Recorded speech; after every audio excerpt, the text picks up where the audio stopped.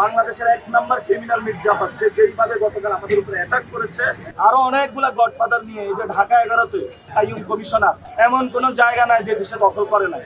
এই যে ইশরাক, এইসব সন্ত্রাসীদেরকে তারা নমিনেশন দিয়েছে। এখন আমরা যদি অ্যাকশন শুরু হয় সমস্যাটা নাই।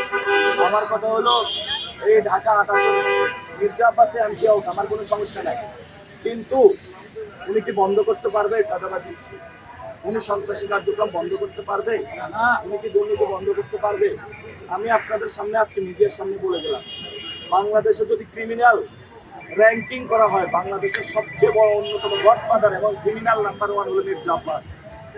আজকে আমি বেঁচে আছি বলে গেলাম, মরার পরে আপনারা প্রমাণ পাবেন বাংলাদেশের এক নাম্বার ক্রিমিনাল মির্জা আব্বাস, সে যেইভাবে গতকাল আমাদের উপরে অ্যাটাক করেছে, এক নাম্বার ক্রিমিনাল হলো মির্জা আব্বাস।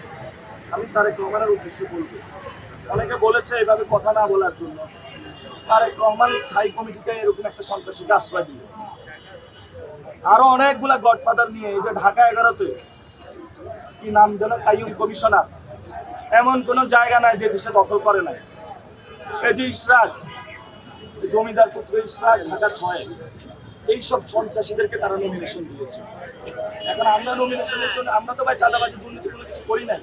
আপনি আমার সম্পর্কে খোঁজ নেন, আমার একটা টাকার দুর্নীতির অভিযোগ নাই, কিন্তু ইলেকশন কমিশন দুর্নীতি, চাঁদাবাজ, সন্ত্রাসীদেরকে নমিনেশন দিবে না, নিয়ম করেছে। এখন মানুষ ভোট দেওয়ার আগে ইলেকশন কমিশন গোল দিয়ে দিয়েছে। মানুষ ভোট 12 তারিখ আসার আগে ইলেকশন কমিশন ভোট দিয়ে আসে ঋণ খেলাপিদের পক্ষে, দুর্নীতিবাজদের পক্ষে, চাঁদাবাজদের পক্ষে। এটা কেমন ইলেকশন কমিশন বাংলাদেশ? আমরা সিস্টেমের বিরুদ্ধে। মির্জা আব্বাস সাহেব যদি আমার পায়ে পা পাড়া দিয়ে ঝগড়া করতে চায়, আমি ওনাকে একটা জিনিসে বলতে চাই যে আমি খুব ভদ্র মানুষ, আপনি আমার ধৈর্যের বাদ ভাঙবেন। আপনি যদি মনে করেন যে আপনার অনেক বড় রাজত্ব রয়েছে, অনেক বড় গুন্ডা বাহিনী, সন্ত্রাসী বাহিনী রয়েছে, এটা দিয়ে নাসিরকে আপনি পিষে ফেলবেন, এটা আপনার ভুল ধারণা। কারণ যে একবার মরে গেছে, আমাদের এটা বোনাস লাইফ। আপনি আমাদেরকে কত মারবেন? গতকাল মেরেছেন, মার সহ্য করেছি। আপনি বলেছেন এটা মিথ্যা কথা, ওরা নাকি পাবে। ওই ঢুকার পরে বলতেছে মির্জা আব্বাস আমাদের টাকা দেয়, আপনি টাকা দিতে পারবেন? আমার কাছে টাকা নেই, আমি কই থেকে টাকা দিব? উনি ছাত্র দলের সাবেক সভাপতি ছিল হাবিবুল্লাহ বাহার কলেজ ইউনিটে, সেটা মিডিয়ার মাধ্যমে আপনারা একটু প্রকাশ করবেন। এবং ওই কলেজ কমিটি যেটা রয়েছে, ওইখানে দুর্নীতি, চাঁদাবাজি সবকিছু নিয়ন্ত্রণ করে মির্জা আব্বাস।